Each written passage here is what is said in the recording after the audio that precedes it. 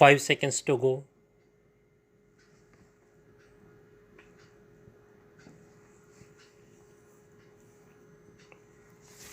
Start. Sir, I was mentioning yesterday that the great expectation with which the budget had been presented have been belied so soon that one need not go into the question how far even the ruling party members would be able to claim justification for the statement that prices have been checked. My friend yesterday was talking here about the period of instability and indiscipline which had passed just before the present government took over. Indiscipline, instability, infighting. We are aware of these facts to the extent they plagued our party when we were in power. But, sir, I am afraid my friend had not seen the morning papers of yesterday. Otherwise, he would have been aware of the exhibition of unity that was being given by his party men at various places.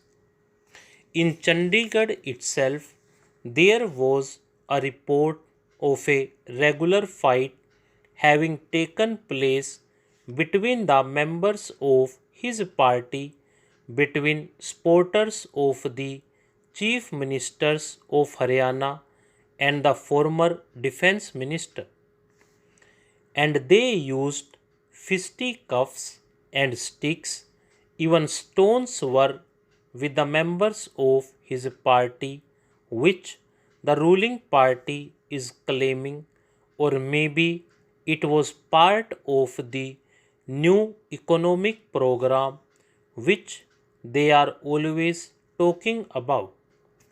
Sir, about stability, we have a picture of stability in the various states, and I do not want to ask my friend if he had spoken to the Chief Minister of Andhra Pradesh or Maharashtra or Haryana or any other state to find out how far he was happy with the situation he was supposed to be presiding over. It is for anyone to see that for more than several months the administration in Andhra Pradesh is at a standstill. We do not know how many ministers are in the dissidents group and how many with the chief minister. This thing goes on. Right from the start, Honorable Member has been facing difficult weather in Maharashtra, although there have been explanations to prove and establish that there is no trouble. But people know more than to believe in this.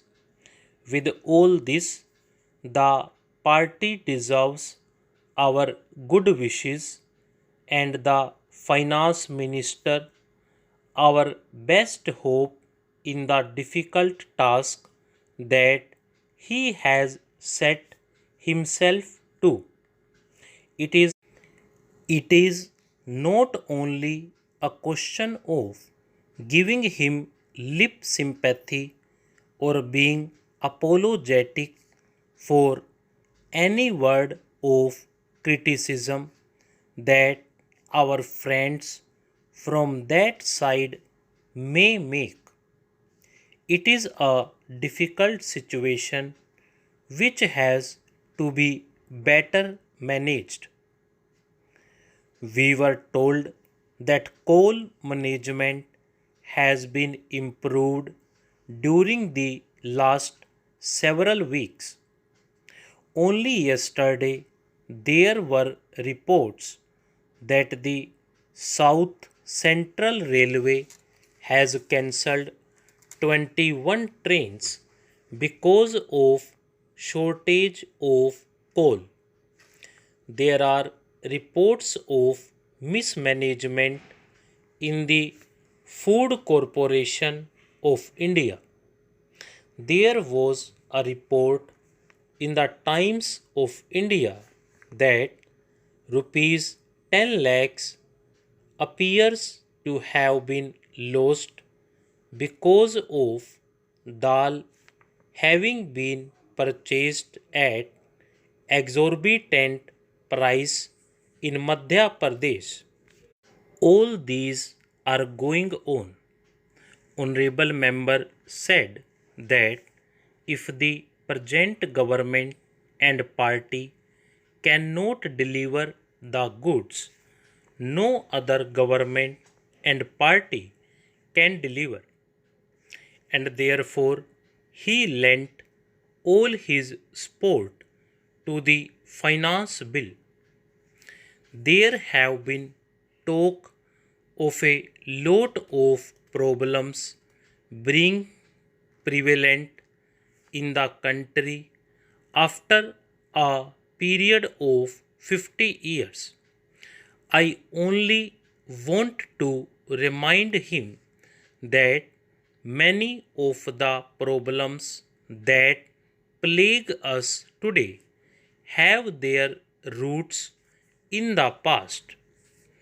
I was going through a magazine published by Indian Oil which carried an article on energy crisis. It is said that this crisis has developed over a number of years, and the reference it gives was that when the development process began to decelerate in the mid 60s, development of energy sector was neglected far more than all other sectors. Starvation of adequate investment was not the only thing, but this was the worst part of it.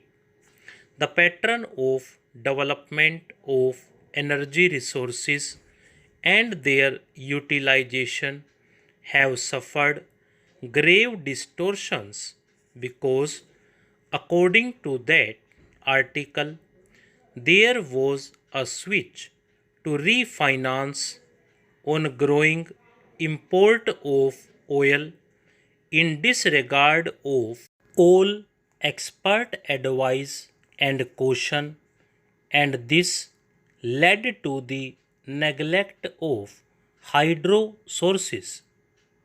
In coal, too, investment and production were allowed to stagnate for nearly 2 decades.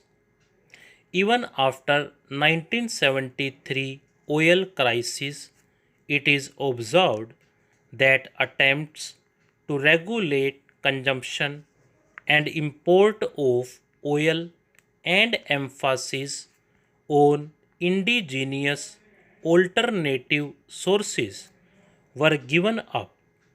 There was a decision to step up extraction of oil from discovered sources in disregard of technical experts and planning commission which favored conserving our modest resources for future.